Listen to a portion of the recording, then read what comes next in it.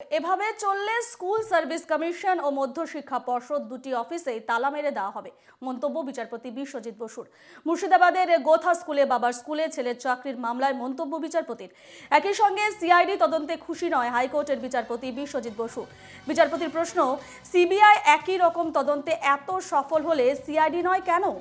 এই মামলার তদন্তে আদালতের কাছে কয়েকটি বেনামি চিঠি পৌঁছয় বলে জানা গেছে। জিটিএতে নিয়োগ দুর্নীতিতে নাম ওঠে তৃণমূলের ছাত্র নেতা থেকে শুরু করে সুমন গুরুং, বিনয় তামাংয়ের। বিষয়টিকে গুরুত্ব দিয়ে প্রাথমিক তদন্তে সিবিআইকে প্রস্তুত থাকতে নির্দেশ বিচারপতির। সোমবারই সিবিআইকে তদন্তের নির্দেশ বিচারপতির। এসএসসি এবং বোর্ডের অফিসে তালা দিতে হবে বিচারপতির। সিআইডি তদন্তে খুশি নয় বিচারপতি বিশ্বজিৎ বসু।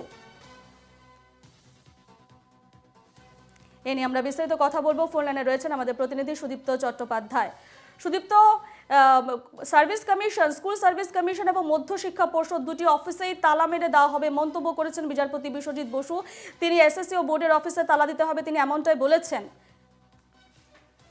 হ্যাঁ দেখো, বিচারপতি বিশ্বজিৎ বসু আজকে স্পষ্টত এই গোথা স্কুল নিয়োগ দুর্নীতি এবং একই সঙ্গে যে জিটিএ যে নিয়োগ দুর্নীতি স্কুল এবং মিউনিসিপ্যালিটি ক্ষেত্রে যে চিঠি তার কাছে সরাসরি এসেছে, বেনামি চিঠি, সেই সংক্রান্ত যে তদন্তের নির্দেশ দিয়েছিল সিআইডি সেই তদন্তের যেমন অগ্রগতি নেই, কোনো নথি দিতে পারেনি। একই সঙ্গে কমিশন এবং বোর্ড, এই মধ্যশিক্ষা পর্ষদ, এই দুটো ক্ষেত্রেও কিন্তু যথেষ্ট অসন্তোষ প্রকাশ করেছেন। এবং এক সময় তাকে বলতে শোনা যায়, খুব চিৎকার করে তিনি বলে ওঠেন যে যদি তাহলে আমি আপনাদের জায়গায় যাই, আমি আপনাদের ওখানে গিয়ে তদন্ত করি, তথ্য সংগ্রহ করি। কমিশন এবং বোর্ডকে তিনি কথা বলেন এবং একই সঙ্গে তিনি বলেন যদি এরকম চলতে থাকে তাহলে তো কমিশন এবং বোর্ডের অফিসে তালা মেরে দিতে হবে, অর্থাৎ তালা ঝুলিয়ে দেওয়ার কথা বলেন। কমিশন এবং বোর্ডের ভূমিকা তিনি এতটাই অসন্তুষ্ট। একই সঙ্গে সিআইডি তদন্তেও তিনি যথেষ্ট অসন্তুষ্ট এবং সিআইডি এখনো পর্যন্ত এই যে তথ্যের বিনিময়ে কোনো তদন্তে অগ্রগতি নেই। কি তদন্তে অগ্রগতি হয়েছে জানতে চাইলে আজকে ডিআইজি সিআইডি সোমা দাস মিত্র তিনি উপস্থিত ছিলেন, তিনি কিন্তু সদুত্তর দিতে পারেননি বিচারপতির কাছে। স্বাভাবিকভাবে বিচারপতি বিশ্বজিৎ বসু যথেষ্ট ক্ষুব্ধ।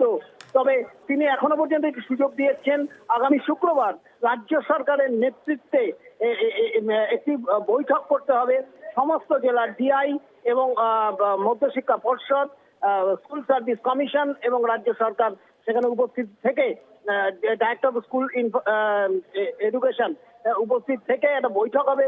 সেই বৈঠকে সমস্ত তথ্য দিতে হবে কমিশন এবং এসএসসি সেই কমিশনের মাধ্যমে তাদের সিদ্ধান্তের কথা সোমবার জানাতে হবে বিচারপতিকে।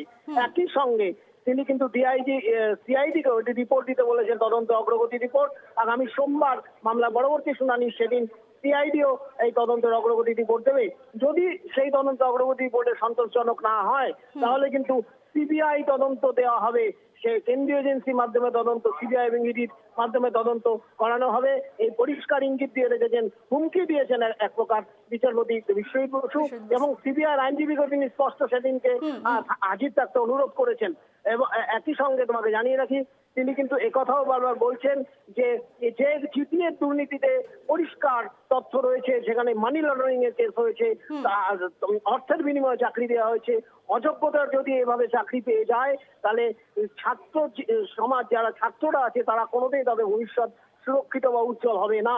ফলে সেক্ষেত্রে দায়বদ্ধতা থেকেই যায়, এখানে গুরুত্বপূর্ণ তদন্ত করানো প্রয়োজন এবং যদি সিআইডি না পারে তাহলে সেক্ষেত্রে কেন্দ্রীয় এজেন্সির মাধ্যমে তদন্ত করানো হবে। তবে এসএসসি এবং বোর্ডের ভূমিকায় কিন্তু যথেষ্ট ক্ষুব্ধ হাইকোর্ট, একই সঙ্গে সিআইডি তদন্ত নিয়ে যথেষ্ট ক্ষোভ প্রকাশ করেছেন বিচারপতি বিশ্বজিৎ বসু। ধন্যবাদ তোমাকে সুদীপ্ত।